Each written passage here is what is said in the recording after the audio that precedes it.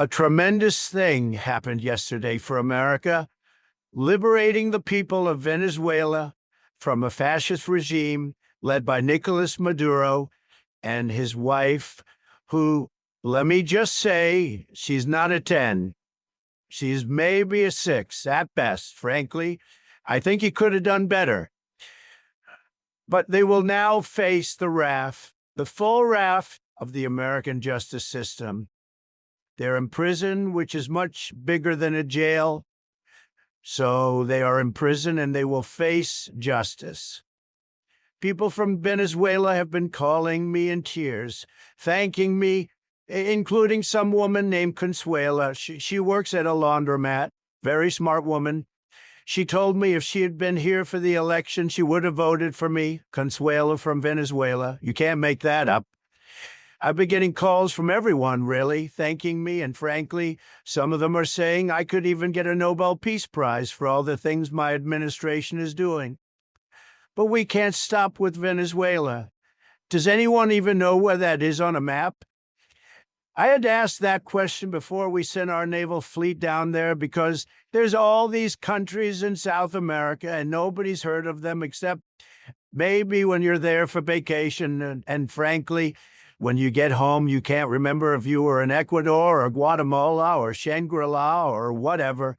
So I made sure to have my Navy admirals consult the map before we went into Venezuela.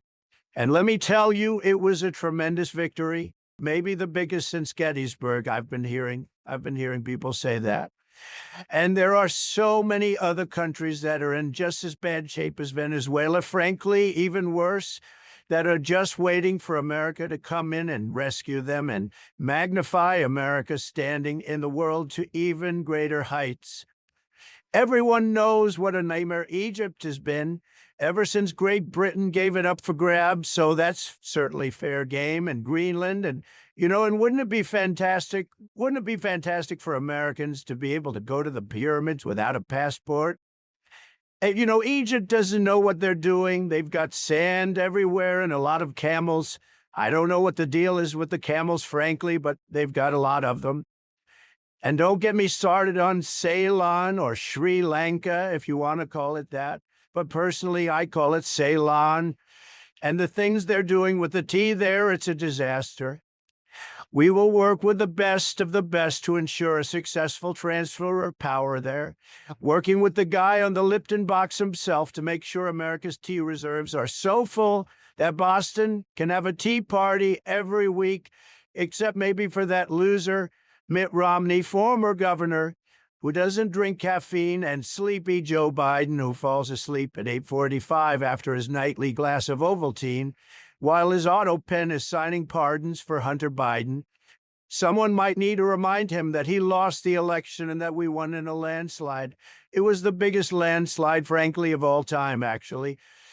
And I will personally work to ensure that Bigelow Tea brings back plantation mint, because perfectly mint has never tasted the same. And Rhodesia, ever since it became Zimbabwe, it's been a disaster. Lots of bad hombres there. And just think of all that land that's being wasted. If we put up a bunch of casinos and resorts, we can have a Burt Camford swinging safari every day and bring untold economic prosperity.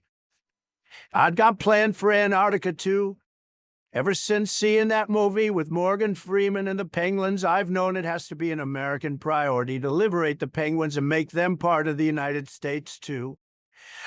One of the special penguins will be elected as ambassador to be the new mascot for Cool Cigarettes, and they will all be proudly part of America, and this is just the tip of the iceberg. Actually, they do have icebergs there, or so I've been told, but our Navy ships have blasters on them that can make ice cubes out of them, which will reduce our dependency on ice from Canada.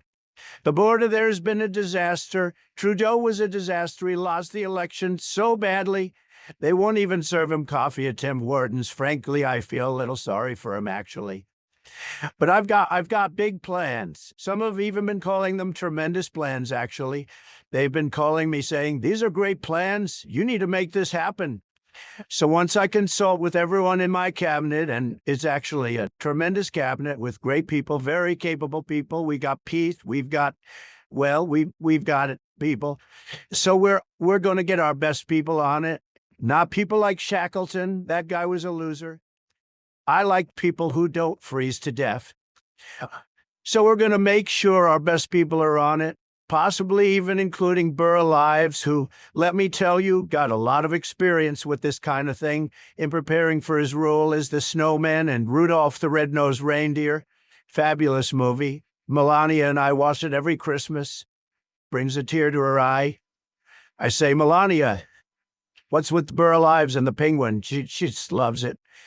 So Willie the penguin and all the other penguins of Antarctica will join the many animals we have as great symbols of our country: the bald eagle, Leo the lion, Tony the tiger, Jeffrey the giraffe.